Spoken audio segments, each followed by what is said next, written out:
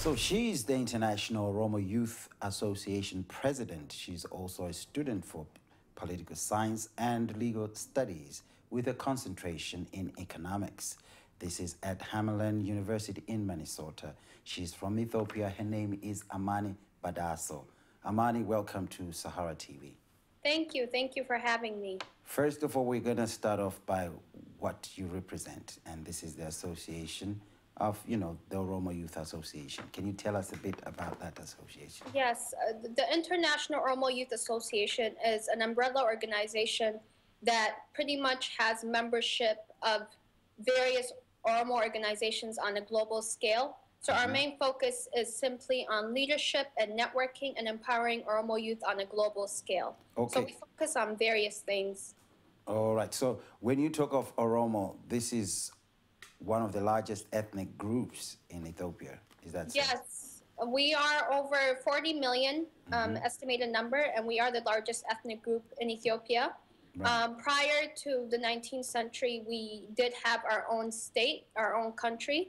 However, due to the occupation of the Abyssinian Empire towards the 19th century, we currently are under Ethiopia. So it's a regional state within Ethiopia. Okay, so your role as president, what is it? What does it involve? My role as I am a diaspora president, being that I reside within the United States. What I do is focused, as I mentioned, on leadership, networking, and empowering Oromo youth on a global scale. So what we do is hold annual leadership conferences, focus on topics with regards to the Oromo people, and pretty much create a platform where we can and are able to be future leaders of the Oromia nation. Okay, so there have been protests, we know, that have been held in Oromo Region in the past month or so. Can you tell us exactly what these protests were about and how you got involved?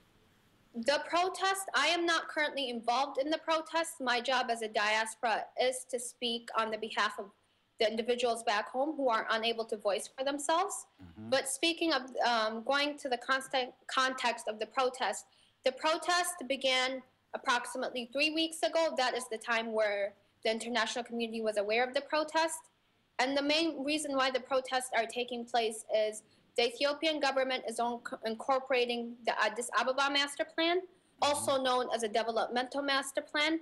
What the plan intends to do is expand the Addis Ababa region about 1.1 million hectares. Right. So what it initially wants to do is incorporate 36 cities and towns from the Oromia region under the Addis Ababa jurisdiction. The main reason why many Oromos, particularly students and farmers, are protesting against this plan is because it undermines their social, political, and economic rights, and also goes against the Ethiopian Constitution under Article 49, Section 5, which grants that particular city and town under the Oromia jurisdiction. So this issue is more about the land, if we have to look at it very much about the land, but it has much, as I mentioned before, the ethnic Oromos have been completely suppressed within the Ethiopian state for over a century. So this has much to do with the social, political, and economic factors of what this plan intends to do. So Ethiopia has a record of oppressing or suppressing journalists or the media, because there's no media. We have obviously numerous reports about journalists that have been arrested. We also have reports about even bloggers that have been arrested. Do you know of any of these? Yes, of course. Like you mentioned, to count the number of journalists within Ethiopia, to count the number of bloggers who have been arrested, I think is a little too much.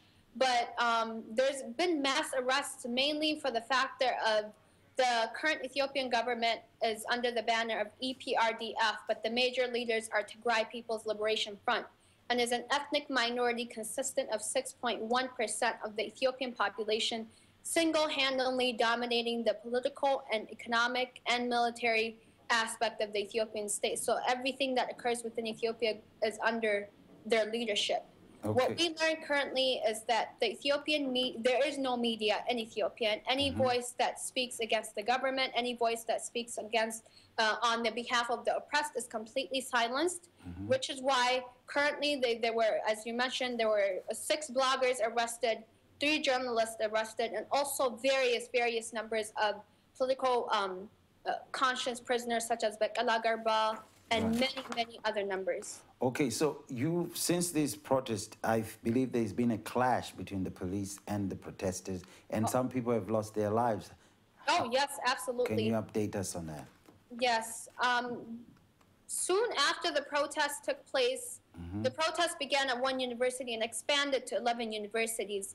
Among those universities, the government has been sending out special security forces. Right. So what we have to understand is that Oromo Regional Police is not even dealing with these issues. The Ethiopian government sent out special forces known as the Agazi, who have killed an estimate over 80 students to date, but the numbers on the ground state that the numbers are higher. They have been arresting, they have been beating, they have been torturing various students. They have arrested over 30 college students, as well as high school 30,000 college students, pardon me. So there has been a brutal crackdown on innocent protesters who have nothing, not even pens in their hands, by these special security forces that really should not even be there if it wasn't to terrorize the protesters. Okay, now we know that Prime Minister Haile Mariam Desalegn actually stepped into power after the death of Zenawi, and that's probably in 2012. So since he's taken power, has anything changed? Because this has actually been going on years before that. Oh, absolutely not. So it's the same regime. It is the same regime. It is operated in the same manner. In fact, I would like to add that the situation is quite worse. Killing over 80 students for simply protesting against a plan that plans to evict 6.6 million people and displace indigenous people while violating their constitutional rights. To me, that has expanded what we call state terrorism acts committed against innocent protesters. So with your organization, how do you intend to maneuver this? Are you creating an awareness? Because obviously there's zero press freedom there. So are you using your association as a mouthpiece? And what message are you trying to drive out as of this moment to the international community or whoever will listen?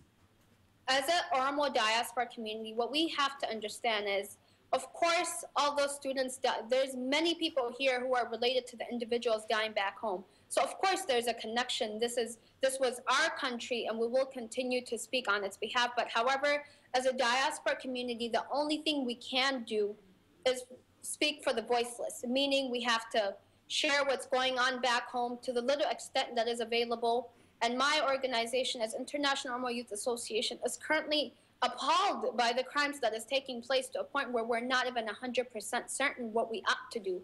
But however, as an International Oromo Youth Association, we do have to take it upon our hands to tell various other international organizations that the Ethiopian regime is committing acts of state terrorism. These are acts of state terrorism when you're firing at innocent young students who are protesting. That is their constitutional right. And to commit these acts completely is quite devastating for all of us. And the time at which these protests began, and 234 students in Nigeria had actually been kidnapped in the hands of the terrorist group Boko Haram. And people took to Twitter, hashtag bring back our girls, hashtag. And this has created so much awareness around the world. And lots of people don't even know this is going on in Ethiopia. Absolutely. Where 80 students are dead, the number could be more. Yes, actually, the numbers are more, to be firm.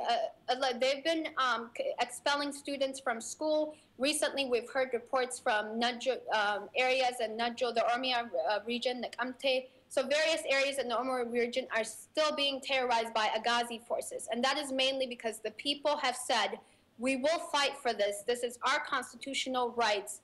You cannot silence us. And as we can see that the numbers are continuously rising as students are being raided at home, there's security forces being sent to homes, parents are having to bury their children while Agazi forces are beating the parents, stating that they have not disciplined their children. The situation is absolutely heroic. horrific, pardon me. And the fact that the international community is not paying attention to this, and the fact that the largest ethnic group within Ethiopia is completely repressed, they have no voice, they have no support, of course, that is quite devastating. And perhaps in the future, we can raise awareness about the issue that's going on, but we have to understand that these mass killings will continue to take place so long as innocent people are voicing for their rights. Okay. Now, just in closing, isn't this prime minister born in that Oromo region as well? Most people say that he is. I cannot speak on his behalf. Right. As you know, a lot of information that comes from, we don't even know much about who's a leader per se. Right. But we understand that the military controls the Ethiopian state, and these horrific acts do, in fact, conclude that perhaps the prime minister is not even 100% in charge. It might be the military force that is. Okay. So I think trying to raise awareness, I mean, the Bring Back Our Girls movement has actually taken the world over. And right now, everybody is at attention waiting for those girls to come back. And if your organization would probably do something like that, I'm sure it will probably take off as well. So, but anyway, thank you very much for joining us. And we wish you luck in the protest. And also, you know, that you find a breakthrough in trying to resolve, you know, the issues that the country is going through. Thank you. Thank you so much for having me and also voicing on the issue. I really appreciate it. We're welcome. This was Amane Badhosso calling us from her hometown where she lives now in Minnesota. She was talking obviously about the protests that have been going on the past month in Oromo State in Ethiopia. Stay tuned. I'm Fungai Maboreke.